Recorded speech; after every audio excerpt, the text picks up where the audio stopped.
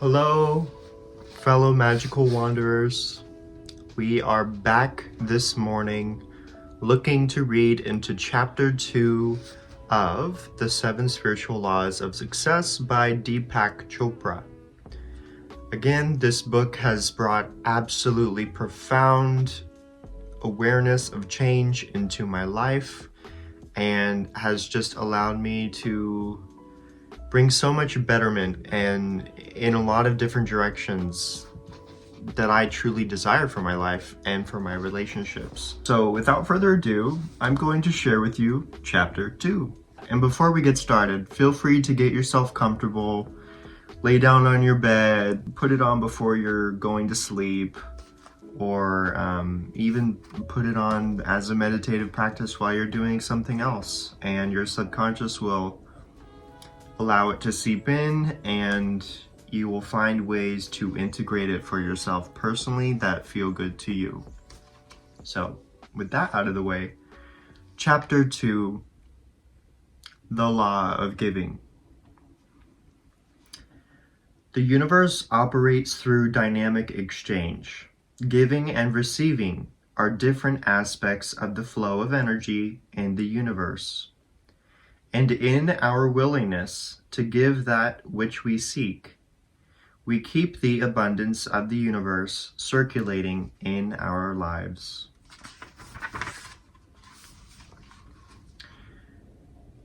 This frail vessel thou emptiest again and again, and fillest it ever with fresh life.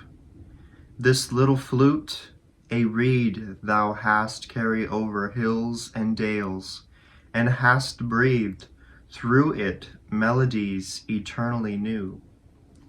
Thy infinite gifts come to me only on those very small hands of mine.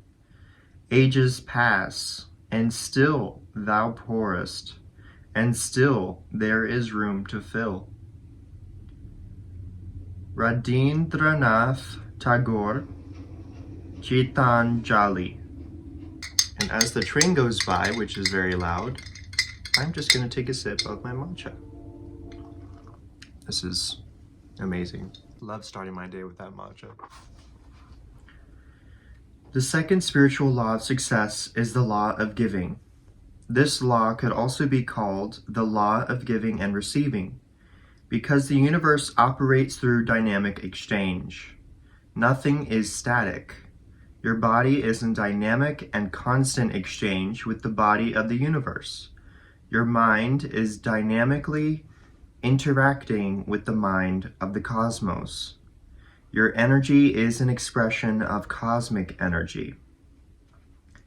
The flow of life is nothing other than the harmonious interaction of all elements and forces that structure the field of existence. This harmonious interaction of elements and forces in your life operates as the law of giving. Because your body and your mind and the universe are in constant and dynamic change, stopping the circulation of energy is like stopping the flow of blood. Whenever blood stops flowing, it begins to clot, to coagulate, to stagnate. This is why you must give and receive in order to keep wealth and affluence, or anything you want in life, circulating in your life. The word affluence comes from the root affluere, which means to flow to. The word affluence means to flow in abundance. Money is really a symbol of the life energy we exchange and the life energy we use as a result of the service we provide to the universe. Another word for money is currency, which also reflects the flowing nature of energy. The word currency comes from the Latin word curated, which means to run or to flow. Therefore, if we stop the circulation of money, if our only intention is to hold on to our money and hoard it, since it is life energy, we will stop its circulation back into our lives as well. In order to keep that energy coming to us, we have to give the energy circulation and keep it circulating. Like a river, money must keep flowing. Otherwise, it begins to stagnate, to clog, to suffocate, and strangle its very own life force. Circulation keeps it alive and vital. Every relationship is one of give and take. Giving engenders receiving, and receiving engenders giving. What goes up must come down. What goes out must come back. In reality, receiving is the same thing as giving, because giving and receiving are different aspects of the flow of energy in the universe. And if you stop the flow of either, you interfere with nature's intelligence. In every seed is the promise of thousands of forests. But the seed must not be hoarded. It must give its intelligence to the fertile ground. Through its giving, its unseen energy flows into material manifestation. The more you give, the more you will receive. But you will keep the abundance of the universe circulating in your life. In fact, anything that is of value in life only multiplies when it is given. That which doesn't multiply through giving is neither worth giving nor receiving. If through the act of giving you feel like you have lost something, then the gift is not truly given and will not cause increase. If you give grudgingly, there is no energy behind that giving. It is the intention behind your giving and receiving that is the most important thing. The intention should always be to create happiness for the giver and receiver, because happiness is life-supporting and life-sustaining, and therefore generates increase. The return is directly proportional to the giving when it is unconditional and from the heart. That is why the act of giving has to be joyful. The frame of mind has to be one which you feel joy in every act of giving, in the very act of giving. Then the energy behind the giving increases many times over. Practicing the law of giving is actually very simple. If you want joy, give joy to others. If you want love, learn to give love. If you want attention and appreciation, learn to give attention and appreciation. If you want material affluence, help others to become materially affluent. In fact, the easy way to get what you want is to help others get what they want. This principle works equally well for individuals, corporations, societies, and nations. If you want to be blessed with all the good things in life, learn to silently bless everyone with all the good things in life. Even the thought of giving, the thought of blessing, or a simple prayer has the power to affect others. This is because our body, reduced to its essential state, is a localized bundle of energy and information in a universe of energy and information. We are localized bundles of consciousness in a conscious universe. The word consciousness implies more than just energy and information. It implies energy and information which is alive as thought. Therefore, we are bundles of thought in a thinking universe, and thought has the power to transform.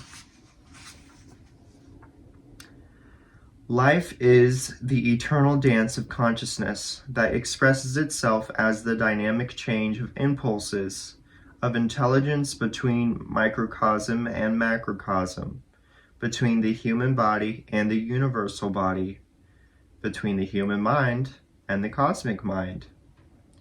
When you learn to give that which you seek, you activate and choreograph the dance with an exquisite, energetic, and vital movement that constitutes the eternal throb of life. The best way to put the law of giving into operation, to start the whole process of circulation, is to make a decision that any time you come into contact with anyone, you will give them something. It doesn't have to be in the form of material things. It could be a flower, a compliment, or a prayer.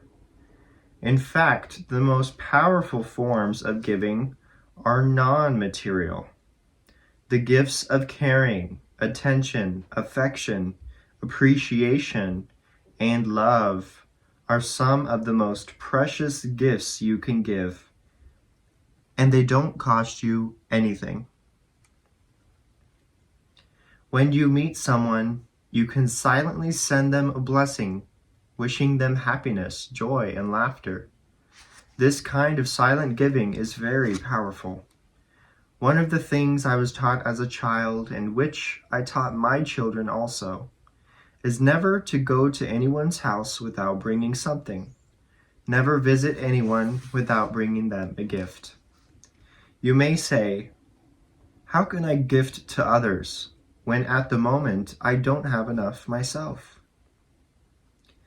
You can bring a flower, one flower.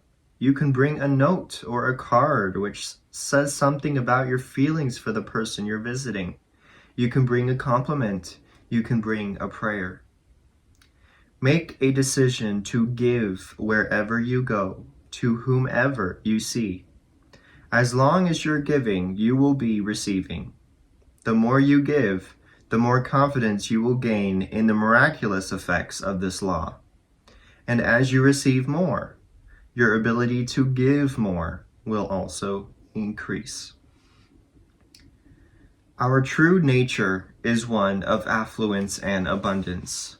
We are naturally affluent because nature supports every need and desire. We lack nothing because our essential nature is one of pure potentiality and infinite possibilities. Therefore, you must know that you are already inherently affluent, no matter how much or how little money you have, because the source of all wealth is the field of pure potentiality. It is the consciousness that knows how to fulfill every need, including joy, love, laughter, peace, harmony, and knowledge. If you seek these things first, not only for yourself, but for others, all else will come to you spontaneously.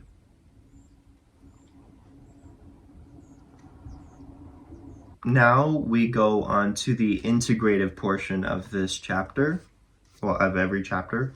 It is talking to us how we can best apply the law in which has been spoken. In this chapter, it's the law of giving, so applying the law of giving. And this is spoken in self-affirmative guidance.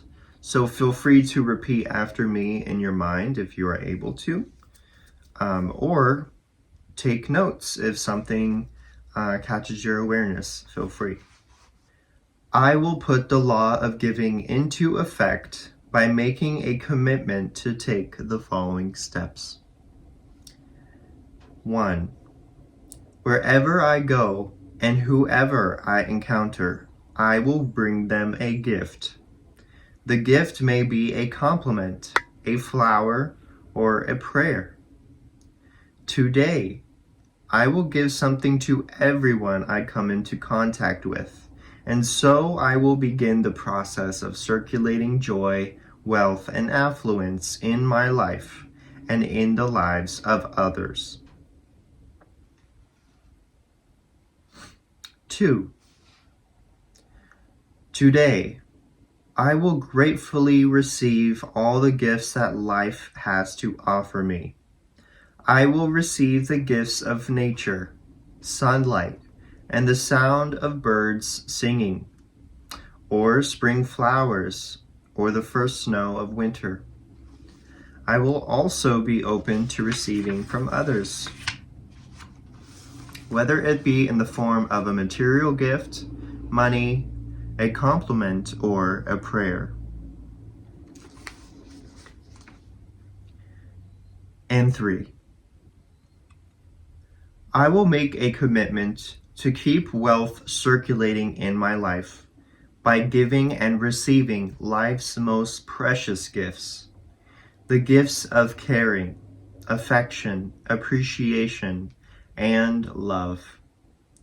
Each time I meet someone, I will silently wish them happiness, joy, and laughter.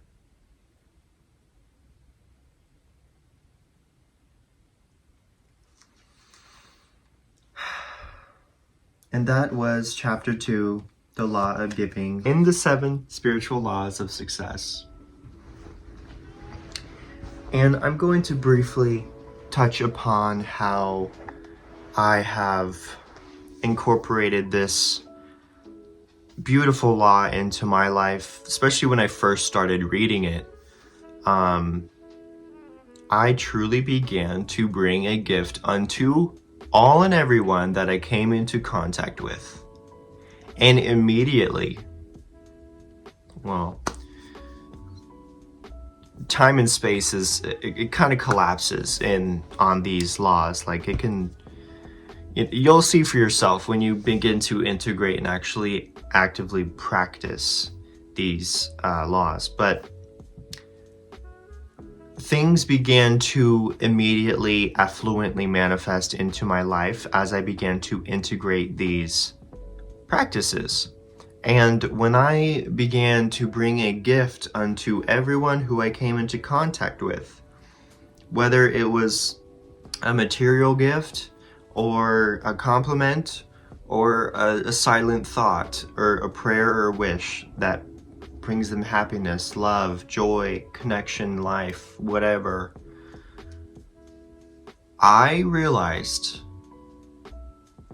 just how much of that which I was wishing upon another was coming back into my life. And it was effortless. And it was a totally free, affluent practice that you can do any moment of your day, into any relationship, into any direction. And I highly encourage you to start bringing a gift unto all that you come in contact with, whether how much they are angry or happy.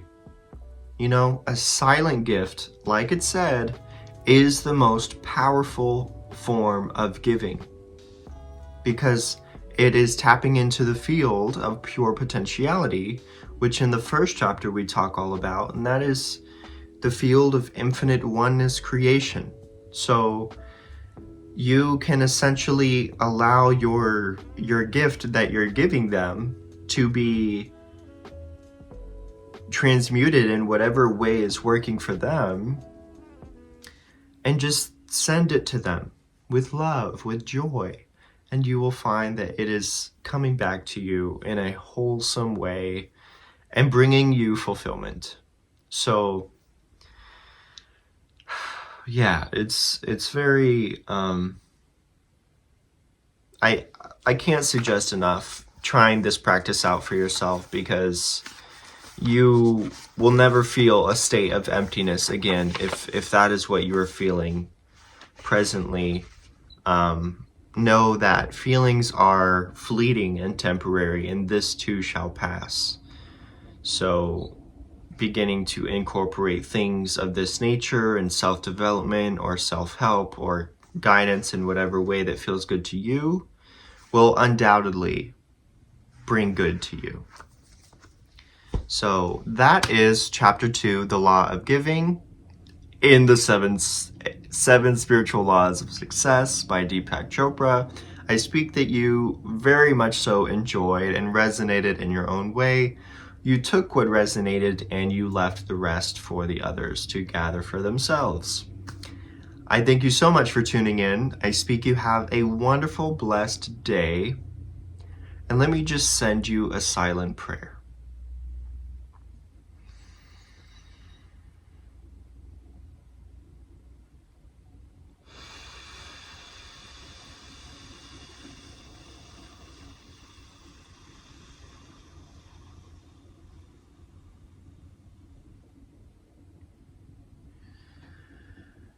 Here you go. It's yours. Thank you. Until next time, we will read chapter 3. Namaste.